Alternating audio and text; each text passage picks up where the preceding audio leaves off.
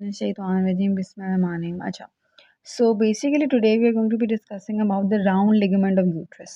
ठीक है, तो पहले पता होना चाहिए कि ये यूट्रस है और ये इसका कॉर्नुआ है। तो यूट्रस का जो कॉर्नुआ होता है वहाँ से 3 स्ट्रक्चर्स ओरिजिनेट करते हैं और वो एंटीरियर टू पोस्टीरियर उनके रिलेशंस पता होना चाहिए। सबसे एंटीरियर जो चीज़ यहाँ कॉर्नुआ से निकल रही होती है that is the round ligament. उसके पीछे ट्यूब्स मतलब कि फ़ैलोपियन ट्यूब्स और उसके पीछे होता है ओवेरियन लिगामेंट जो कि ये ओवरी के साथ अटैच्ड होता है। तो अब सबसे एंटीरियरली राउंड लिगामेंट निकलता है और ये जो है वो जेबरनैकुलम का काउंटर पार्ट है, मतलब कंजेनिटली जेबरनैकुलम जो है वो इसका जो है वो रेमनेंट हम उसको कह सकते हैं।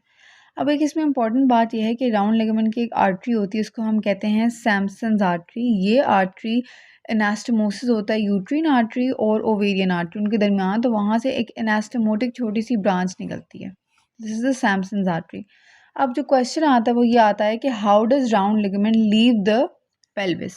तो इसमें बात ये पता होनी चाहिए कि जो round ligament it is basically a component of the inguinal canal in females. मतलब जो इंग्वाइनल कनाल होता है उसमें मेन क्या होता है, हमारे पास इलियो इंग्वाइनल नर्व होती है, ठीक है, और फीमेल्स में साथ में राउंड लिगामेंट होता है। तो अब वो बेसिकली क्या करेगा कि हमें पता है कि जो फेशिया ट्रांसवर्सैलिस है वहाँ पे डीप रिंग बनी होती है, ये मैंने ऐसे लाइक सपोजिट बनाया, और जो एक्सटर्नल ओब्लिक एपोन्यूरोसिस है वहाँ पे सुपरफिशियल रिंग होती है। तो ये इंग्वाइनल कनाल में एंटर कैसे होगा, जब वो पेल्विस को लीव करेगा तभी तो इंग्वाइनल कनाल में एंटर होगा, तो उसके लिए ये डीप रिंग से गुजरेगा।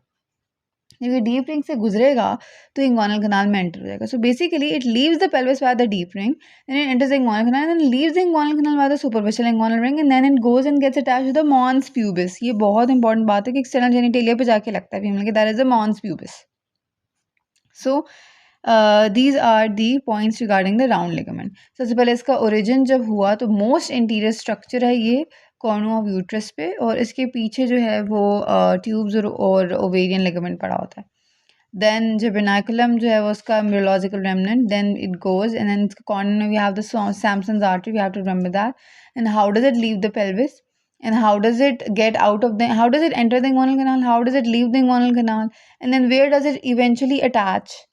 So these are the important points regarding the round ligament of the uterus.